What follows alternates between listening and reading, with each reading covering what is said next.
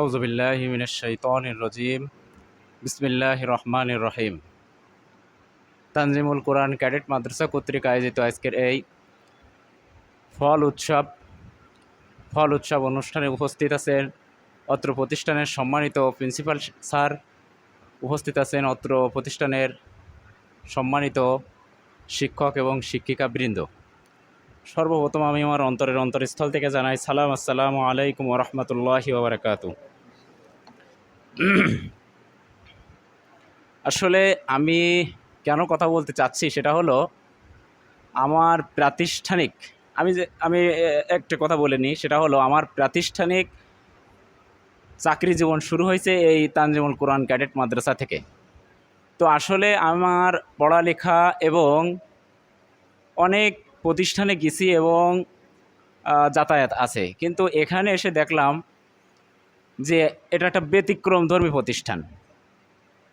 এখানে শুধু যে লেখাপড়া এডুকেশনাল বিষয়ে করা হয় তা না, এডুকেশনাল বিষয়ে যে পরিচর্যা করা হয় সেটা না। এখানে এডুকেশন, শিক্ষা, চরিত্র, ধর্মীয় জ্ঞান, সামাজিক রীতিনীতি সহ সার্বিক দিক থেকে এখানে শিক্ষা প্রদান করা হয়।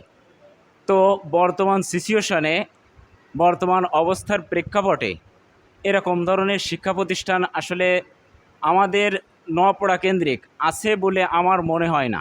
এটা আমার চোখে পড়েনি, আপনাদের জানা থাকলেও থাকতে পারে।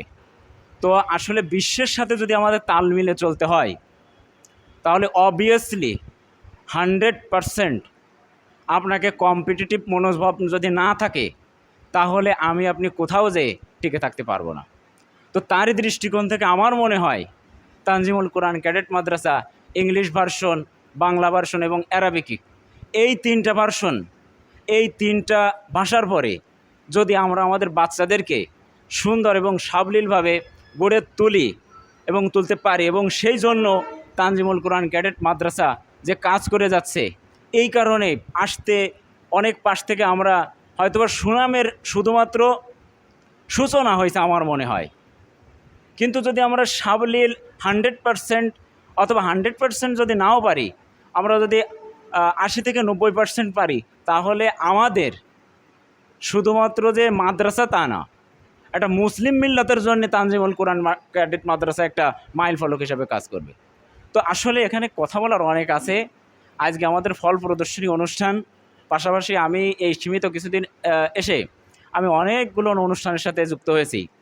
তো এখানে অনেক শিক্ষণীয় বিষয় আছে। আর তাছাড়া আমাদের এই প্রতিষ্ঠানের যে সকল শিক্ষক শিক্ষিকা আছেন খুবই পরিশ্রমী।